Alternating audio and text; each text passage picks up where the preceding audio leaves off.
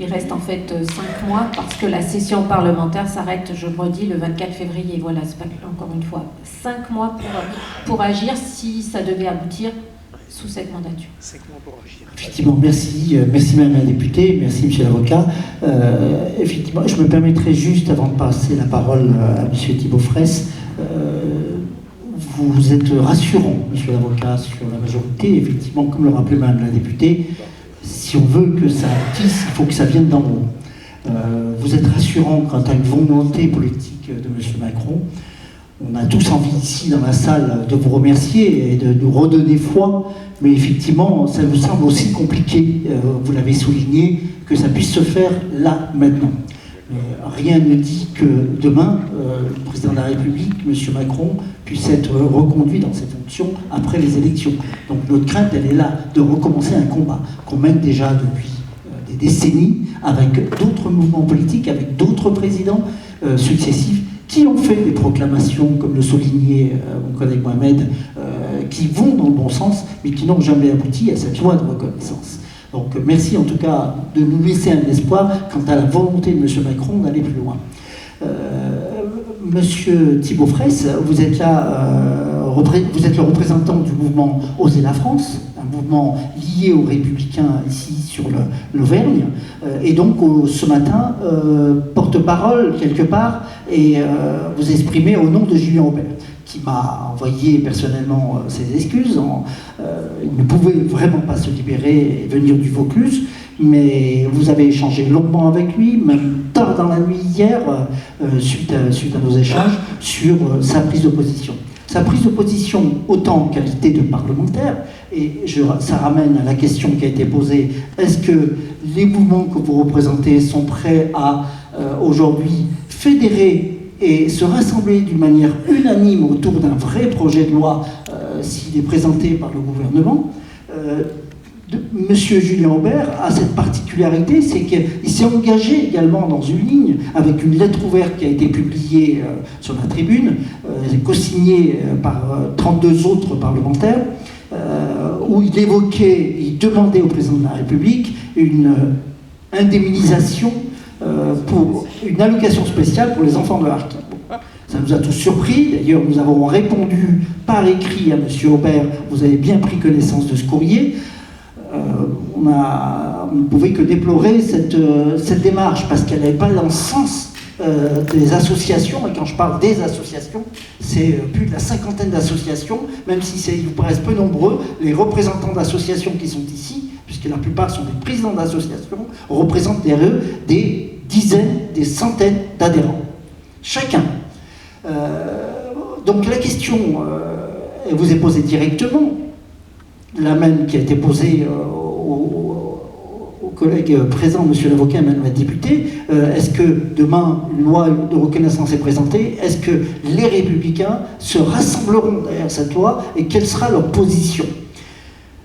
Deuxième élément, effectivement, par rapport à cette démarche qu'a entrepris M. Julien Aubert et à la réponse que lui a fait l'association Agir, quelle est sa position aujourd'hui, puisque s'il nous a dit qu'il allait répondre, à ce jour, nous n'avons pas encore reçu de réponse de sa part. Voilà. Nous restons à votre écoute. Alors, bonjour à tous, merci de me donner la parole et de me permettre de m'exprimer sur ce sujet. Donc je vais tout d'abord répondre à votre dernière question.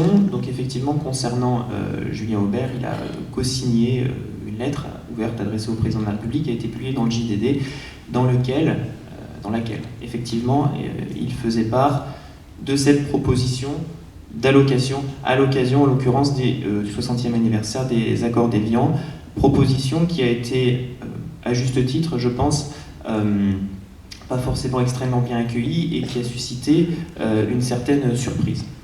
Effectivement, on peut reconnaître que cela était peut-être un tantinet maladroit. Donc, je vais tout d'abord apporter les réponses concernant cette proposition. Donc, oui, Julien Aubert est parfaitement conscient que le problème est avant tout mémoriel. Le problème est avant tout mémoriel et une reconnaissance mémorielle doit être faite et n'est pas seulement pécuniaire. Donc, oui, il soutiendra une proposition de loi pour la reconnaissance mémorielle spécifique à la question des harkis. Secondairement, concernant la lettre que M.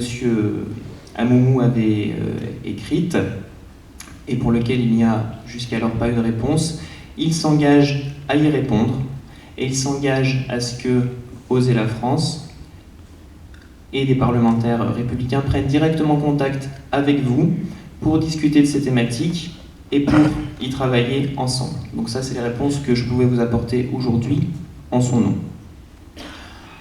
Ensuite, plus globalement sur cette thématique, je pense qu'il est effectivement très important que ce sujet soit transpartisan, parce qu'il doit dépasser les clivages de la politique habituelle. C'est une question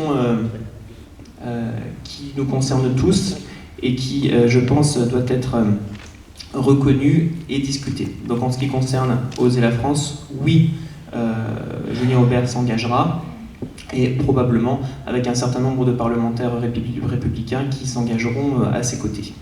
Voilà ce que je pouvais vous dire aujourd'hui sur cette thématique-là. Merci. Simplement, je vais simplement reprendre un élément, puisque vous l'évoquez, vous parlez de loi mémorielle. Je voudrais rappeler, mais à tous, Madame la députée, Monsieur l'avocat, la loi de reconnaissance, elle est simple. Elle est simple, elle tient en 3 points. C'est la reconnaissance de la France, des gouvernants de l'époque, quant à leur responsabilité dans l'abandon des harkis qui a engendré le massacre de nombreux d'entre eux, et les conditions du rapatriement des survivants. Ça, c'est le premier point. À partir de ce point-là, doit découler une réparation. Cette réparation, elle doit faire l'objet, comme toute réparation, d'une analyse du préjudice. C'est pas aux associations, c'est pas aux parlementaires, ni à qui que ce soit de mesurer la réparation et la hauteur de cette réparation. Se mettra en place, au moment voulu, une commission qui analysera les préjudices au cas par cas, etc., et qui déterminera la valeur de ce préjudice. Et enfin, et c'est le 3e point, toutes les charges de cette réparation devront faire l'objet d'un fonds d'indemnisation qu'il faudra créer, parce que cet aspect financier, on sait, il est bloquant.